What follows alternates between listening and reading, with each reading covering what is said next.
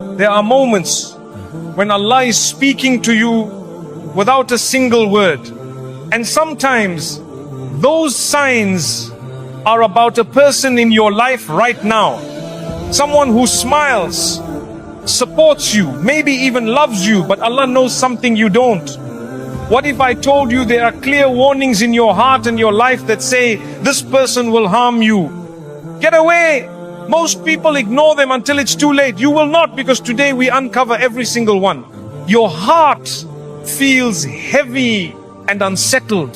The most beautiful gift Allah gives us is the quiet whisper of the heart, that gentle unseen voice that no one else can hear but you.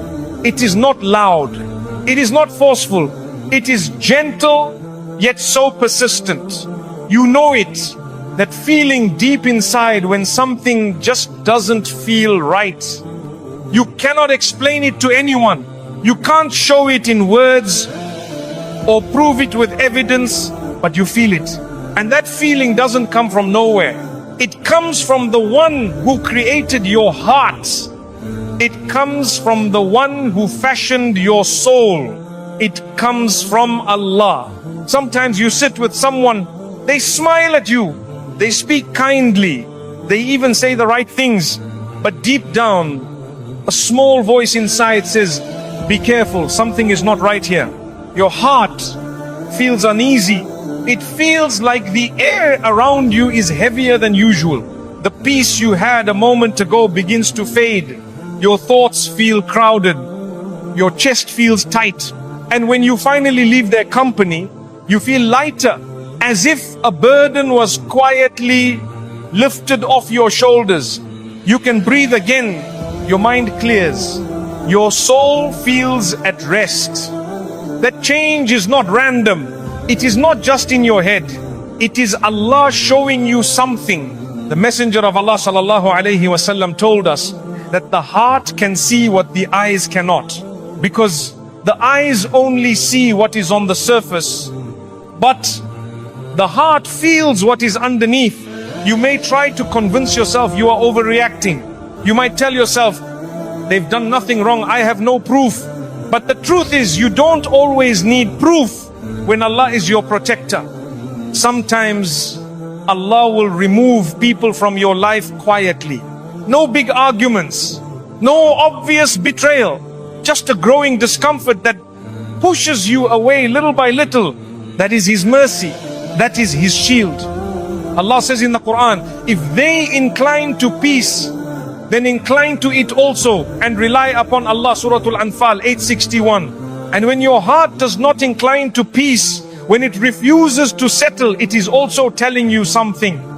It's telling you that this place, this person, this connection is not bringing you the peace Allah promises. And when something robs you of that peace, it cannot be from Him. Peace is not just the absence of problems. It is a deep, quiet comfort in your soul. It is the type of ease that allows you to breathe without fear, to speak without guarding every word, to pray without distraction. When you are with the right people, your heart feels safe. It opens like a flower in sunlight. It remembers Allah more easily. It feels encouraged to do good. But when you are with the wrong people, something inside begins to shrink. You laugh less, or you laugh in ways that feel empty. Your mind is restless. Your ibadah becomes harder. Your du'as feel heavy. And maybe no one else sees it. Maybe to the world, they look like the perfect friend, the perfect partner, the perfect helper. But Allah has allowed you to feel something deeper, something hidden, because He wants to protect you. My dear brother, my dear sister, never dismiss these small alarms. They are often the first layer of Allah's protection. They come before the big warnings. They come before the clear danger.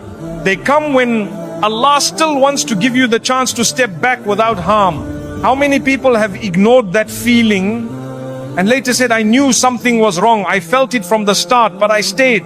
Do not let that be your story. When Allah warns you once, do not ask for Him to warn you twice. Sometimes your heart will whisper, This person's words are sweet, but their energy is bitter. This person's smile is bright, but their intentions are dark. This person's company feels warm now, but their path will lead you to coldness. It is hard to walk away when you have no reason. It is hard to explain to others why you are distancing yourself, but you do not need to explain when Allah understands. Do not be ashamed of protecting your heart. Do not be embarrassed about protecting your peace.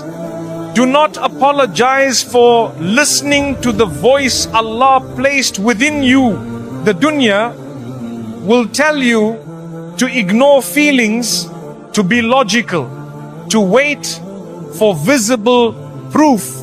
But faith teaches you to trust what Allah has placed inside you, especially when it aligns with His promise of peace. Peace is a gift, and Allah does not take it away without reason. So when your peace disappears in someone's presence, when your heart feels heavier after every meeting, when your dua feels harder after every conversation, pause, step back and say, Ya Allah, if this is your warning, let me understand it. If this is your protection, let me accept it. The Quran tells us that Allah is Al-Latif, the subtle. He protects us in ways we cannot see. He guides us gently, without force. And one of the softest, most beautiful ways He guides us is through the unease of our own hearts. This feeling may save you from betrayal. It may save you from a toxic relationship.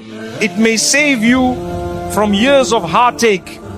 It may save your iman. Some people pray for Allah to show them the truth, and He does not in visions, not in dreams, but in the simple heaviness of a moment, in the quiet restlessness after a meeting, in the sigh you breathe without knowing why.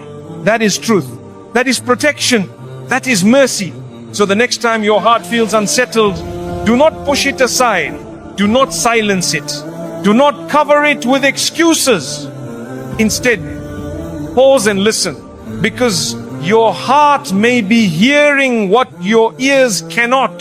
Your soul may be seeing what your eyes cannot. And Allah is always speaking to those who are willing to listen. They pull you away from your deen. There is something Allah has placed inside you that is more precious than all the wealth in this dunya. It cannot be bought. It cannot be stolen unless you hand it over. It is your iman. It is your connection to Him. It is your deen. This is not just a part of your life, it is your life. It is the rope between you and Jannah. It is the bridge between your short time here and your eternal home there. And sometimes, without you even noticing, certain people start loosening your grip on that rope. They don't come and cut it in front of you. They don't openly say, leave Allah, stop praying, stop believing. No, it is far more subtle than that. It begins small, a little delay here, a skip prayer there. I will read Quran tomorrow that never comes. You don't notice it at first, because they still smile, they still speak nicely.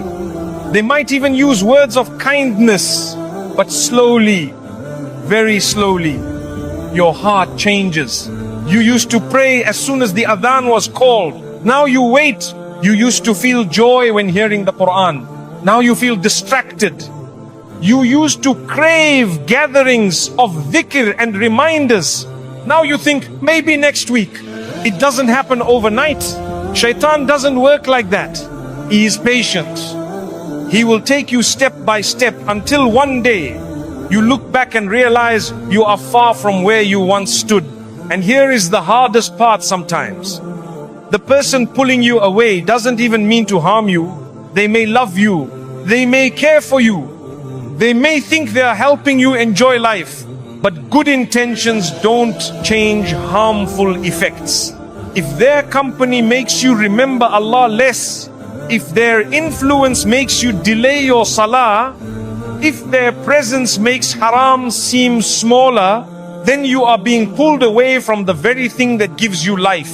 Allah warns us clearly in the Quran, O you who have believed, let not your wealth and your children divert you from the remembrance of Allah, and whoever does that, it is they who are the losers. Suratul Munafiqun 63:9. The verse mentions wealth and children, but it's not limited to them. It's about anything or anyone who diverts your heart from Allah. A friend can distract you more than gold. A companion can take more of your time than work. A person's laughter can drown out the adhan if you let it. And then the days pass and the weeks pass and you begin to feel something changing inside. Your salah feels rushed. Your dua feels empty. Your tears in prayer dry up. The sweetness of faith feels far away. But you tell yourself, it's just a phase. You tell yourself, I'll fix it later. You tell yourself, I can handle it.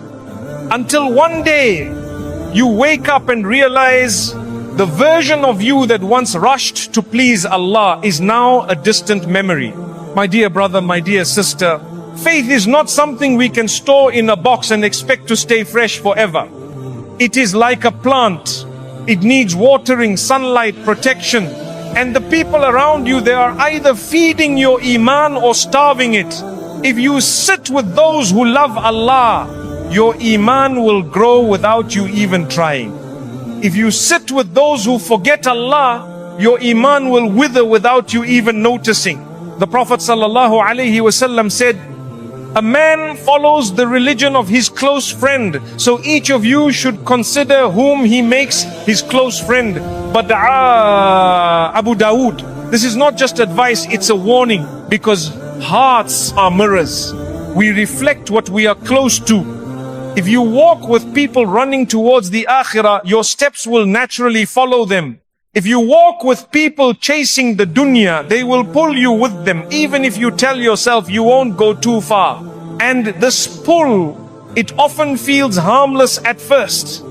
You laugh more, you relax more, you tell yourself you are just enjoying life. But enjoyment that makes you forget the one who gave you life is not enjoyment, it is a slow, sweet poison. I have met people who said, I didn't realize how far I had gone until I couldn't feel salah anymore, until Quran felt like a stranger, until my heart felt empty. And when we traced their steps backwards, it began with the company they kept. It began with the voices they listened to. It began with the people they gave their time to. Shaitan knows he cannot make a believer leave faith overnight. So he works to surround you with those who make your faith feel less important. Those who plant small seeds of laziness. Those who tell you, don't be too extreme. Those who say, Allah will forgive everything. Just live your life. Yes, Allah is forgiving. Yes, He is merciful. But that mercy should make you rush to Him, not away from Him. If someone's presence makes you delay turning back to Allah, they are not a gift, they are a test. And here is the truth many don't like to hear. Sometimes you have to love someone from a distance to save both your soul and theirs. Sometimes stepping back is the most loving thing you can do, because it shows you care enough not to walk into harm together.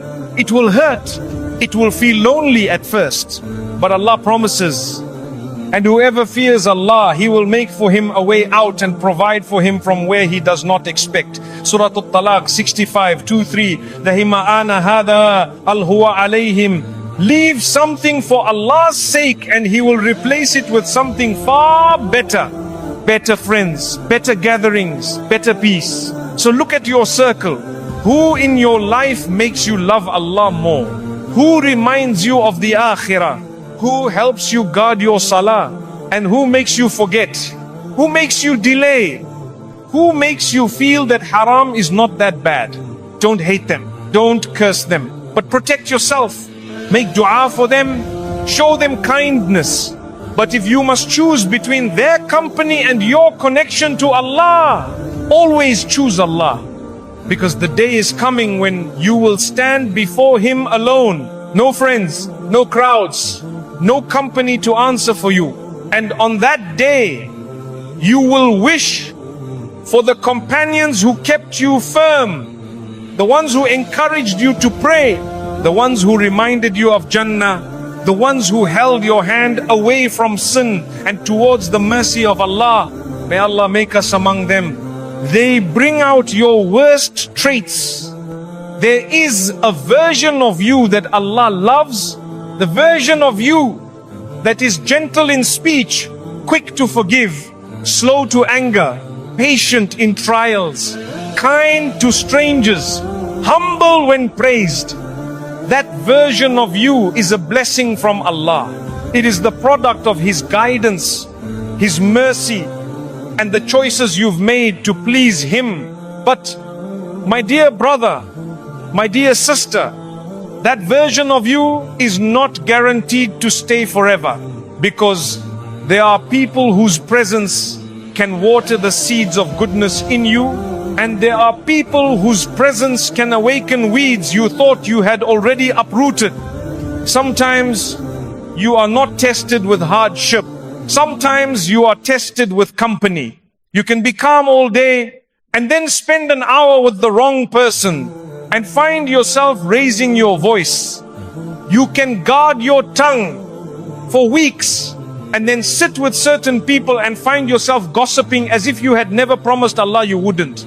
You can feel grateful in the morning and feel bitter by nightfall because someone kept feeding you words of envy. This is not always because you are weak. It is because hearts are mirrors. They reflect what they are closest to. The Prophet Muhammad sallallahu alaihi wasallam said, the example of a good companion and a bad companion is like that of the seller of musk and the blacksmith. The musk seller might gift you perfume, or you might buy some, or you might simply benefit from his fragrance. But the blacksmith might burn your clothes, or at the very least, you will smell a foul odor from him.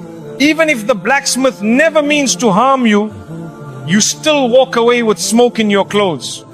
Even if the musk seller never speaks to you, you still walk away smelling sweet. This is the power of environment. We sometimes underestimate how much of ourselves is shaped by the people around us. We think, I can handle it, I won't change. But the reality is, the more time you spend with someone, the more your heart aligns with theirs, whether you notice it or not. And the most dangerous kind of influence is the subtle kind. The kind that doesn't feel dangerous at first. It begins in small ways. They make you laugh at someone else's flaw. They encourage you to speak your mind when speaking your mind really means speaking without mercy. They tell you to be strong when they actually mean don't forgive. And each time a small seed is planted, a seed of arrogance, a seed of impatience, a seed of bitterness, and seeds, they grow. They grow faster when they are watered, and the people around you, knowingly or unknowingly, can water the wrong seeds in your heart. One day, you might look in the mirror and realize you don't recognize your own reflection. You speak sharper than you used to. You trust less. You complain more. You look for faults before you look for goodness. And it's not because your heart was always like this. It's because you allowed company into your life that made your worst traits feel normal. Allah warns us about this through the voice of regret in the Quran. Oh, woe to me! I wish I had not taken that one as a friend. He led me away from the remembrance after it had come to me. Surah Al-Furqan 25, 28, 29. This verse is not about one bad day. It's about the slow pull away from the person you were when you were closest to Allah. Sometimes Allah gives you the gift of noticing the change early. You feel heavier after conversations. You feel more impatient with your family. Your prayers feel rushed. Your heart feels less soft.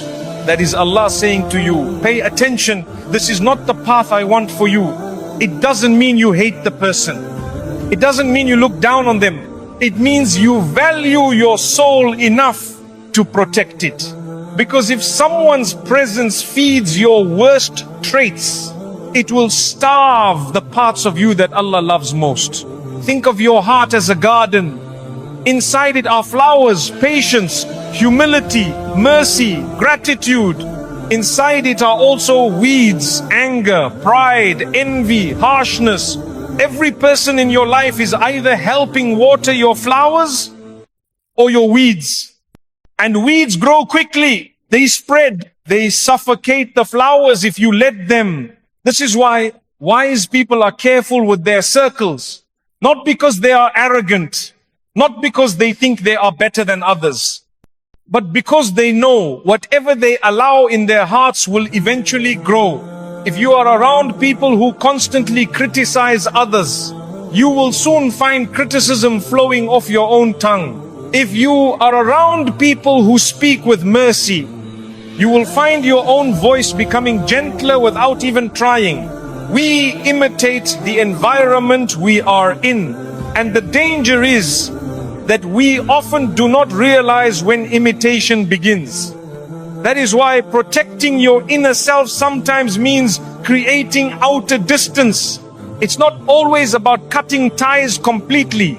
It can mean spending less time in certain spaces. It can mean keeping some conversations lighter, less personal. It can mean saying no when invited to situations that you know will trigger the parts of you you're trying to heal. It can also mean surrounding yourself with people who will challenge your worst traits. Those who will say, calm down when anger rises. Those who will remind you, let it go when your pride resists. Those who will quietly guide you back to patience, forgiveness and humility. My dear brother, my dear sister, never trade the version of yourself that Allah loves for the comfort of blending in. Never bury your better self to keep company with those who prefer the worse in you, because on the day of judgment, you will stand alone. Your friends will not answer for your words. Your circle will not carry your deeds. It will just be you, your character, and the one who sees it all. And when Allah looks at you on that day, let Him see the version of you that He guided, that He loved, that He nurtured. Guard that version. Protect it from environments that choke it. And if you must walk away to save it, walk away with dignity, with dua and with trust in Allah. Because whatever you give up for His sake, He will replace with something better in this world and in the next. Repeated obstacles arise in their presence. Sometimes Allah speaks to you without sound. No voice you can hear. No letter written in the sky. But He speaks through patterns, through things that keep happening. Again and again and again. You notice it even if you don't want to admit it. Every time you try to move forward with someone, something gets in the way. You plan, but the plan falls apart. You try again, but something unexpected stops you. You prepare more carefully, but the door still closes. At first you think it's just bad timing. Then you think it's just bad luck. Then you tell yourself, maybe I'm not working hard enough. But my dear brother, my dear sister, sometimes it's not bad luck. Sometimes it's protection. You see, Allah is Al-Hakim, the all-wise. He sees what you cannot see. He hears what you do not hear. He knows what is whispered in hearts, what is planned in private, what is waiting just a little further down the path. And sometimes He protects you by not letting your plans succeed. It's hard for us to accept this because we live in a world that tells us, if you just work harder, you can make anything happen. If you want it enough, you can get it. But faith teaches us something different. Faith teaches us that not every open door is a blessing and not every closed door is a loss. Sometimes the most merciful thing Allah can do for you is to close the door you're trying to break open. Look at your own life. How many times have you seen this? You try to build something with a person, and somehow every step forward turns into 2 steps back. Not once, not twice, but over and over again. If it was just once, you could say it was a coincidence. If it was just twice, maybe it was bad timing. But when the same resistance keeps appearing, it is no longer coincidence. It is a sign. The Quran tells us in Surah Yusuf that the brothers of Yusuf alayhi salam plotted against him, but Allah's plan was above theirs. They thought they were sending him away to harm him, but in reality Allah was sending him away to save him. This is the same Lord who is guiding your steps now. The same Lord who blocks certain paths, not because He doesn't want you to be happy, but because He wants you to be safe. You might think, but this is what I want, I've prayed for it. Yes, you may have prayed for it. But remember, Allah answers in the way that is best, not always in the way we imagine.